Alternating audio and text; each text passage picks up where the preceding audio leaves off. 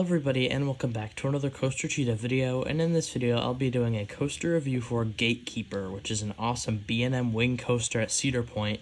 It was one of the first and the largest one it opened, I'm pretty sure. So yeah, let's get right into it by going over Gatekeeper's awesome layout. So you start off by climbing the lift hill, and at the top of this lift is where you will reach your max height of 170 feet, and then you will immediately as you go down that awesome drop, which is a mix of an inversion and a drop, you'll hit your huge enormous Immelman.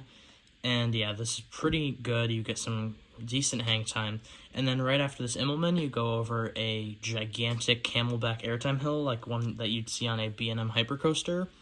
However, unfortunately, this provides almost zero hang time because of the bad restraints, but I'll talk about those later. And then after this, you go into a massive corkscrew, which then leads you into probably what is the most popular element on this ride, which is the awesome zero-G roll into the keyholes over the park entrance.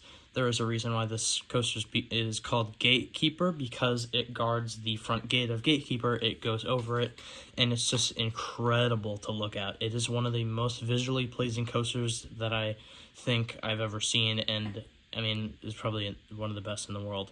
It is so pretty with the blue and white supports by the beach and over the entrance. It's just incredible and a great first impression when you're visiting Cedar Point. And then after the zero-G roll, you're going to go into a dive loop, a funky incline dive loop, so this is a little different.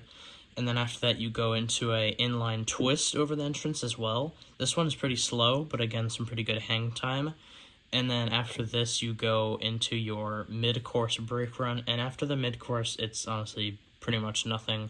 You do, of course, the drop off the mid-course, and then you go into a slow helix into a little speed hill, even though it's not going very speedy, and then you have a little turn and into the brakes. So all around a pretty great layout on this coaster. It's packed with inversions and honestly a decent amount of airtime hills if it did actually deliver airtime.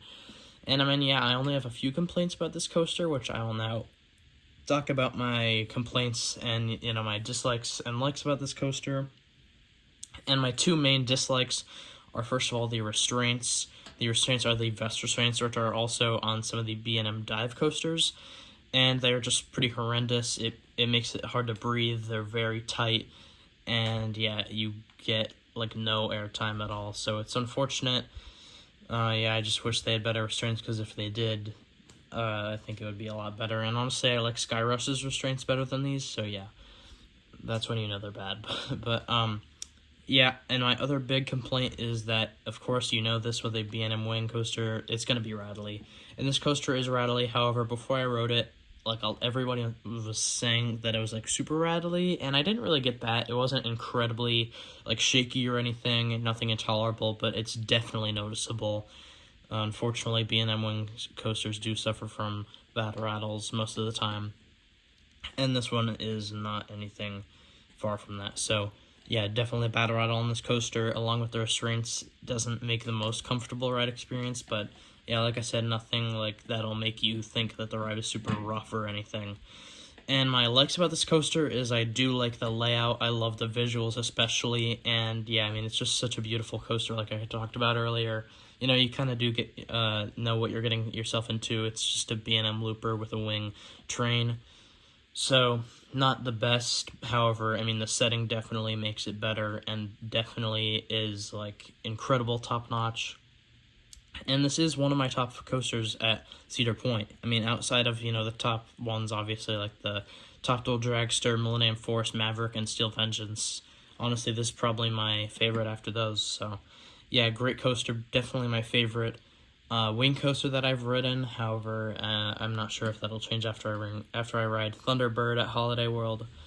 However, yeah, I mean, I really do enjoy this coaster. For my personal score, I'm going to give this an 8 out of 10, because, I mean, it is visually stunning, and if it was just off the visuals, I'd probably give it an 8.5 or 9 out of 10, if I'm only judging it off of that. However, I mean, the ride experience, like I said, the restraints and the shakiness, it really gets on my nerves. And I mean, the layout isn't that unique. However, I love this coaster, and I think it is really underrated, honestly, in my opinion. I think it's underrated. I think the trains look nice. Everything about it I mean, it's really nice. I just wish B&M would come up with a better idea for their restraints on the coasters, because I mean, the wing coaster is one of my favorite concepts that B&M has done, like the models. And I think more B&M launched wing coasters would be great. But yeah, anyway, guys, that wraps up my review for Gatekeeper at Cedar Point. If you did enjoy, please like and subscribe. Also, comment down below any other video ideas that you'd like to see on the channel. Also, comment down below any questions you have for my Q&A video. That will be going live on it'll be out on November 21st. And also comment down below what you think of Gatekeeper at Cedar Point. I hope you did enjoy, and I hope to see you in the next video. Goodbye.